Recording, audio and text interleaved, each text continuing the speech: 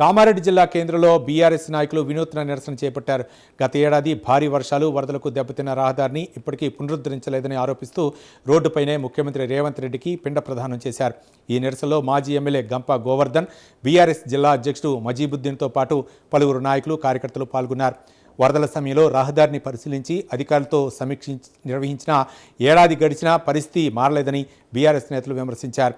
CM Revanth Reddy, ప్రభుత్వ సలహాదారు Shabbir Ali, MLA రమణారెడ్డికి వ్యతిరేకంగా నినాదాలు చేశారు. నిరసనను అడ్డుకునేందుకు పోలీసులు ప్రయత్నించడంతో ఇరు వర్గాల మధ్య తోపులాట జరిగి కొద్దిసేపు ఉద్రిక్త పరిస్థితి నెలకొంది. ప్రభుత్వం వెంటనే స్పందించి రహదారిని పునరుద్ధరించాలని బీఆర్ఎస్ నాయకులు డిమాండ్ చేశారు.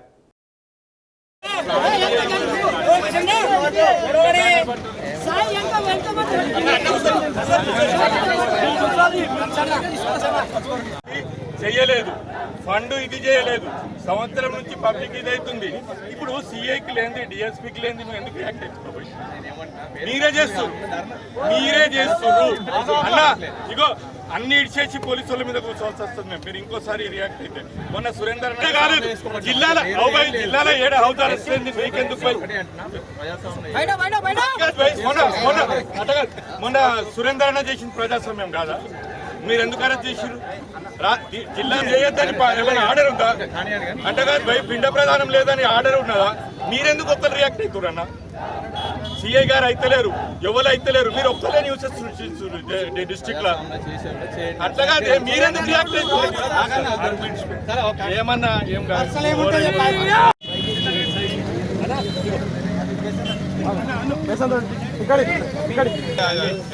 ఏమున్నది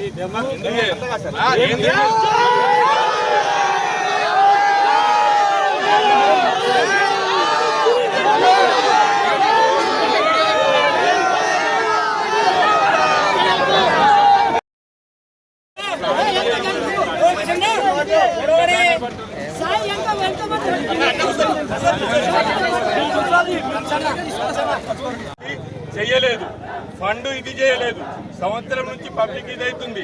ఇప్పుడు సిఐకి లేని, డిఎస్పీకి లేని ఎందుకు యాక్ట్ అయిపోయి మీరే చేస్తున్నారు అన్న. ఇగో అన్ని ఇడిచేసి పోలీసు వాళ్ళ మీద కూర్చోవాల్సి వస్తుంది. మీరు ఇంకోసారి రియాక్ట్ అయితే మొన్న సురేందర్ కాలేదు జిల్లాలో 7 హౌదాలు వస్తుంది. మీకెందుకు మొన్న సురేందర్ అన్న చేసిన ప్రజాస్వామ్యం కాదా? మీరు ఎందుకు అరెస్ట్ చేసిరు? జిల్లా చేయొద్దని ఏమైనా ఆర్డర్ ఉందా? అంటే కాదు భయ్, పిండ ప్రధానం లేదని ఆర్డర్ ఉన్నదా? మీరెందుకు ఒక్కరు రియాక్ట్ అవుతారు అన్న? సిఐ గారు అయితలేరు, ఎవరు అయితలేరు, మీరు ఒక్కరే న్యూస్ డిస్ట్రిక్ట్ లో. అట్లా కాదు, మీరెందుకు రియాక్ట్ అవుతారు? ఏమన్నా ఏం కాదు,